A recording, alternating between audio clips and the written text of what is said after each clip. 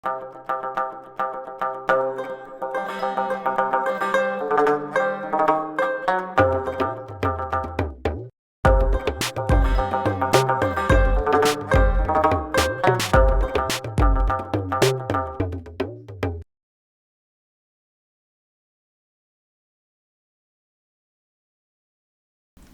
m'appelle Ikram Amiou et puis je suis issue de parents français, mais je suis née en Finlande. Et puis j'ai grandi en Finlande, j'ai fait la majorité de ma scolarité en Finlande. Et en fait, je suis issue de parents non musulmans et j'ai grandi en tant que française vivant en Finlande. À l'âge de 10 ans, j'ai commencé à m'intéresser à l'islam et surtout par rapport à mes amis.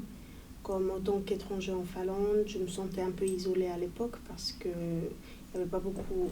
L'immigration est très très minimum en Finlande. Donc quand finalement dans les années 90, on a commencé à avoir des immigrés musulmans, je me suis sentie plus à l'aise d'être avec eux et c'est comme ça que j'ai commencé à apprendre sur la religion qui était l'islam. Et à 16 ans, j'ai fait on dit le shahada, je me suis convertie à l'islam.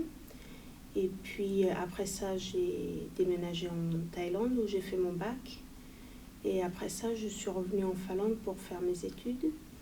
Et puis en revenant en Finlande, j'ai cherché une mosquée et je suis venue ici, à Moukiniemi, qui est une mosquée qui a été établie aux années 90. C'est lieu-ci qui a été construit aux années 60 en tant que cinéma, qui après a été reconverti en tant qu'église et maintenant on l'a acheté aux années 99 pour en faire une mosquée.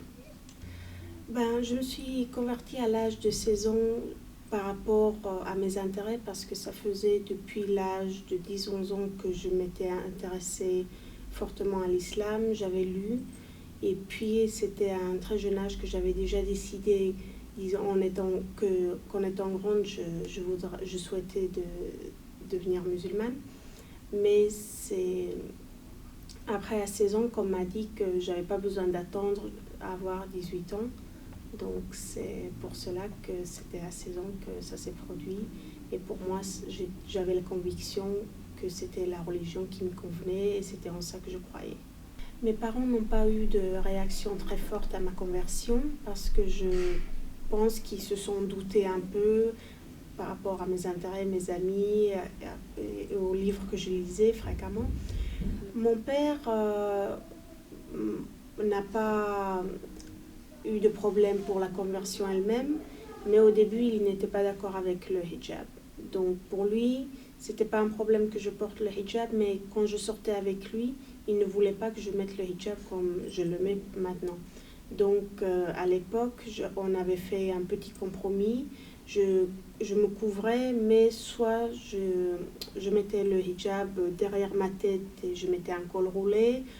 Mais pour mon père, il m'avait demandé à l'époque de ne pas porter le hijab complet quand je sortais avec lui. Ma conversion a été d'abord entre moi et Dieu. C'était important pour moi de déclarer ma foi et vivre ma vie en tant que musulmane par rapport au commandement que m'a donné Dieu.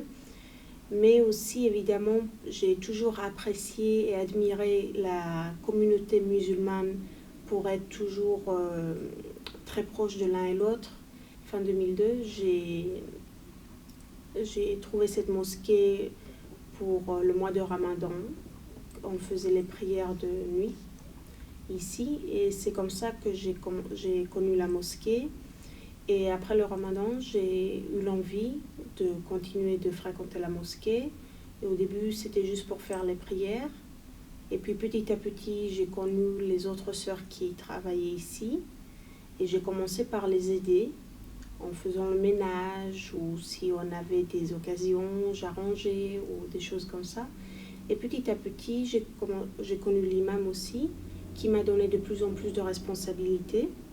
jusqu'à aujourd'hui où je suis secrétaire de la mosquée. Et puis, en même temps, j'ai demandé à ce que l'État finlandais reconnaisse notre institution comme autant qu'institution islamique en Finlande. Et puis, donc, en 2005, on a été reconnu. Donc, depuis 2005, on est une institution enregistrée dans l'État finlandais en tant qu'institution islamique. Et évidemment, c'était difficile comme projet parce qu'en Finlande, l'Église fait partie de l'État, donc il ne reconnaît pas de mosquée, donc on est obligé de nous appeler autant qu'institution islamique, même si on nous considère autant que mosquée. Entre musulmans, on dit la mosquée, mais pour l'État, dans les papiers fichiers officiels, on est une institution islamique. Et encore en plus de ça, je travaille aussi dans le Conseil islamique de Finlande, qui a été établi l'année dernière, et aussi dans la comité d'enterrement islamique. On a un problème en Finlande, c'est qu'on n'a pas de cimetière pour les musulmans. Donc on travaille dans le comité d'enterrement pour trouver un endroit pour organiser une cimetière musulmane pour enterrer nos morts. Et puis aussi dans le Conseil islamique, on travaille pour avoir des rapports plus amicaux avec l'État finlandais et les mosquées. On nous ramène des problèmes des écoles, par exemple, comme le programme scolaire finlandais demande à ce que les enfants prennent des leçons de musique. Et comme dans l'islam, on ne fait pas ça. La biologie, on a aussi des problèmes, mais on ne peut pas les changer pour le moment. Parce qu'en Finlande, ils apprennent les sujets sur la sexualité et la biologie à un très jeune âge. Ils commencent à l'âge de 8-9 ans. Et tandis que pour nous, évidemment, dans la culture islamique, ça ne se fait pas, ces choses-là. Et surtout pas à cet âge-là. Donc, on a essayé de voir si on pouvait arranger ça, mais pour le moment, ça n'a pas été possible. Donc, en Finlande, évidemment, pour, disons, le sujet comme la biologie, on a bien sûr entre les musulmans et le programme scolaire, on a des différences sur la création et les choses comme ça, mais on n'a pas pu avoir de l'impact sur ça. Donc, nous, à la mosquée, comme on donne des cours pour les enfants, on explique aux enfants de participer aux cours et faire ça comme un sujet sans y croire. Donc, ils vont à l'école, on leur explique quelque chose, ils reviennent chez nous, on leur explique autre chose, on leur dit de ne pas croire ce qu'on leur apprend à l'école. Donc, évidemment, c'est pas toujours évident, mais c'est comme ça qu'on a pu faire. Mais aussi en Finlande, comme l'Église fait partie de l'État, il y a des cours de religion à l'école qui fait partie du programme scolaire. Donc, évidemment, les musulmans ne peuvent pas en faire partie. Mais en Finlande, depuis longtemps, ils ont aussi des cours pour gens qui n'ont pas de religion, où ils apprennent toutes les religions. Mais aussi, ça a posé problème parce qu'évidemment, les musulmans, on a une religion. Et dans la constitution finlandaise, chaque groupe religieux a le droit constitutionnel d'avoir des cours de sa religion à l'école. Donc, les musulmans, on a demandé à avoir des cours de religion islamique à l'école, mais on n'a pas de profs qualifiés. Donc maintenant, on a des cours islamiques, mais on a des problèmes. Soit on a des profs qui pédagogiquement sont qualifiés, mais qui ne sont pas qualifiés vis-à-vis de la religion de l'islam, soit qui sont qualifiés vis-à-vis de la religion de l'islam, mais ne sont pas qualifiés pédagogiquement. Et le résultat est qu'il y a beaucoup d'enfants qui, au lieu d'aller dans les cours d'islam qui sont très médiocres, ils préfèrent d'aller dans les cours des gens qui n'ont pas de religion et faire l'islam à la mosquée. Donc dans l'avenir, je souhaite travailler.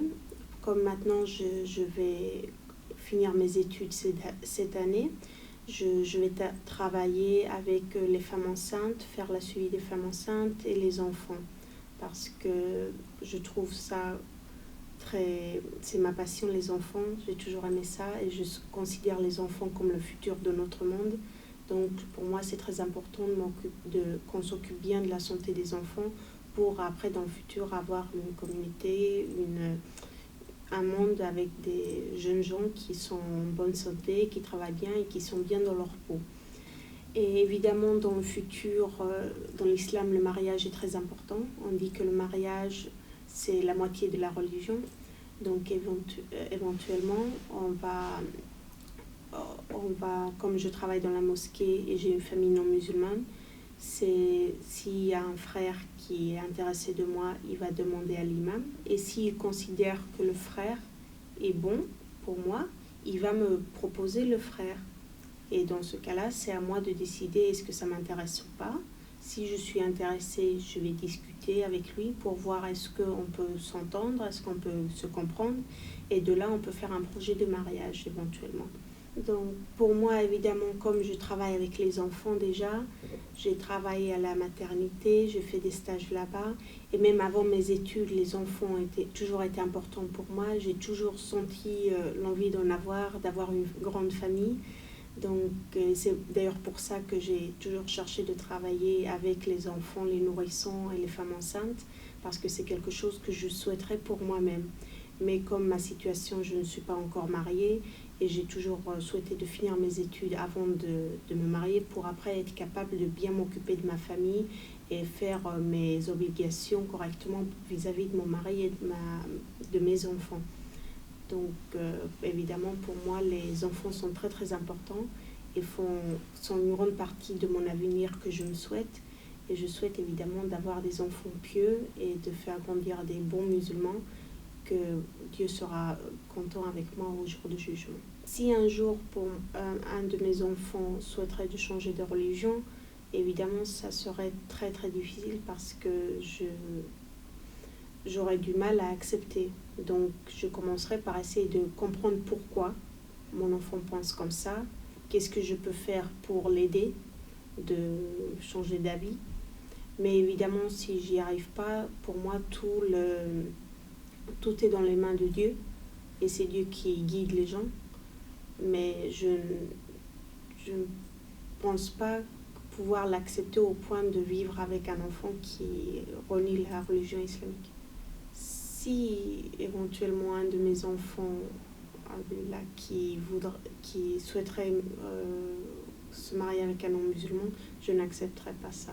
Dans l'islam, c'est permis pour les garçons de se marier avec un chrétien ou juif croyant, mais avec le but de les ramener à l'islam.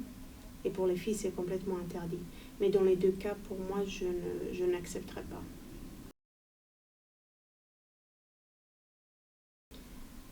Les châtiments corporels dans l'islam font partie de la charia, donc la loi islamique. Et évidemment, en tant que musulmane, je suis la charia dans ma vie de tous les jours. Et pour moi, les châtiments corporels dans la charia sont justifiés quand ils sont faits dans un contexte comme l'a dit l'islam. Mais quand c'est fait correctement, pour moi, je suis tout à fait d'accord avec. Pour moi, la fessée fait partie de l'éducation de l'enfant. Et si on ne donne pas de fessée aux enfants, on a des enfants finlandais qui, à l'âge de 10 ans, boivent, sont enceintes, ont des problèmes multiples, tandis qu'un enfant qui a reçu une fessée ou deux reste à la maison, fait ses études. Moi, dans ma vie, ce qui me tient à cœur, c'est l'islam. Et en ce moment, avec tous les événements qu'on a, j'aimerais bien que cette malcompréhension et la propagande contre l'islam cessent. Qu'on puisse être musulman et vivre dans la communauté européenne sans devoir choisir entre compromettre sa vie religieuse et sa vie professionnelle ou sa vie dans la communauté en général. Donc pour moi, l'idéal, c'est de pouvoir vivre sa religion pleinement, comme on le considère nous-mêmes, dans la communauté, sans avoir des reproches, soit sans avoir des problèmes, mais avoir la paix entre tout le monde, et aussi de ne pas tous les jours ouvrir la télé et voir du blasphème vis-à-vis des médias contre l'islam.